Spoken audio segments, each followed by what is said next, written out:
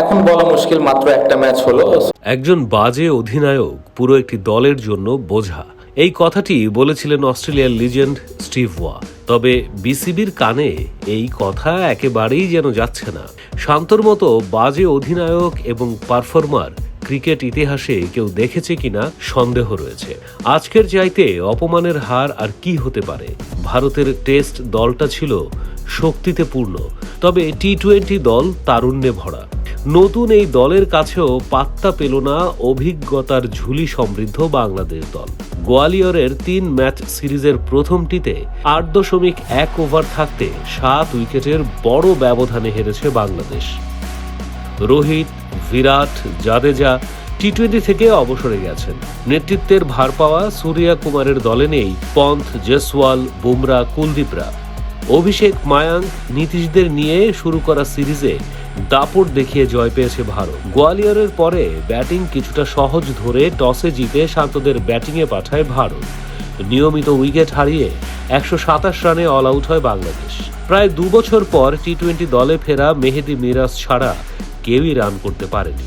লিটন 4, তার ওপেনিং সঙ্গী পারভেজ ইমন 8।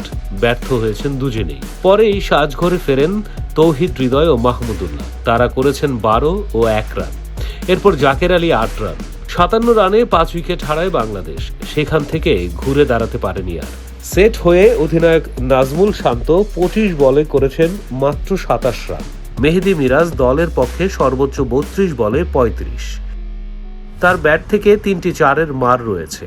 রিশাদ করেছেন 11, তাসকিন 12 রান যোগ করে। জবাব দিতে নেমে ঝড় তুলেছে ভারতীয় ব্যাটাররা। তবে তরুণ ওপেনার অভিষেক শর্মা 7 বলে 2, 4 ও 1 ছক্কায় 16 রান করে ফিরে যান।